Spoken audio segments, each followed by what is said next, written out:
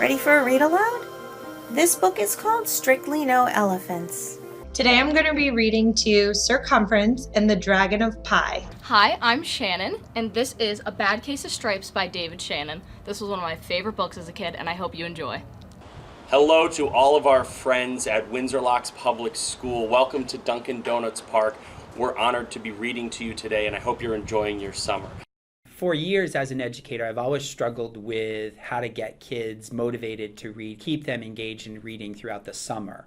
And I've done the traditional approaches of what we would call traditional summer reading programs, incentives, initiatives, partnerships with town libraries. So I started to reflect on all of those things were working, but was I really reaching all the kids and all the families that I wanted to? And I knew I wasn't. So the idea was to kind of take and replicate a read aloud, which we know is important for every child and every youth at any age. And how do we replicate that to ensure that all of our families and students have access to a daily read aloud throughout our summer days? So what started as a really small initiative was just kind of inviting people to participate, do a quick video clip of either themselves reading, or they could video the book that they were actually reading if they didn't want themselves on the video. It started really small.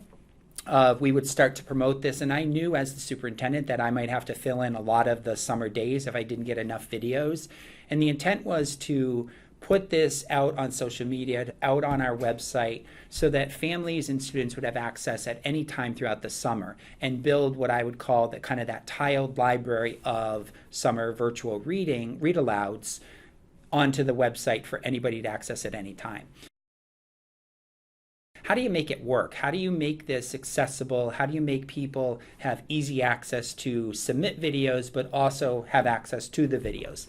And what really made this beneficial and innovative was the integration of technology and the multiple tools of technology to make this work. So people had the opportunity to not only view the read alouds on their own devices, they could view it on a phone, on an iPad, a handheld device. So it became virtually read aloud anytime, anywhere. But also people submitting didn't have to sit in front of a staged video camera. People were able to capture video from their handheld device.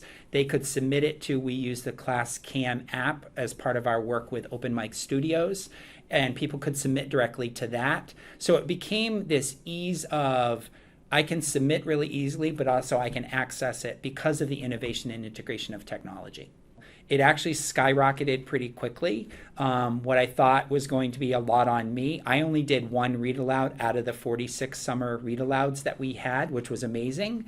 We had teachers that participated, we had students, we had community members, we had board members, we had affiliates from the Hartford Yard Goats team participate. Again, all of these started to kind of come in as invitations. How do I get involved? As people started to see it on our website or on our social media outlets.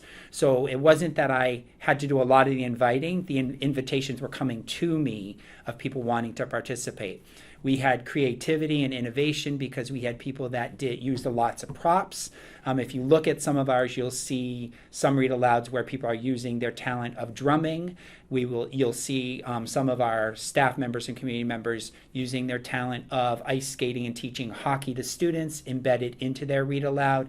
And we had people as far reaching across the waters to Scotland. So it was a really great initiative that I know will continue to grow. The goal going forward would be that we now kind of rename that library as just read alouds, because now it isn't just a summer read aloud. These are there in a library of read alouds for anybody to access at any time.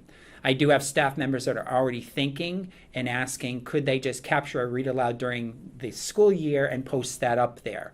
So what I think will happen is, as we roll forward, we'll continue to grow this, but our initiative of having a summer read aloud program, when we get to summer of 2020, I truly believe that the work will already be done before we even start the summer.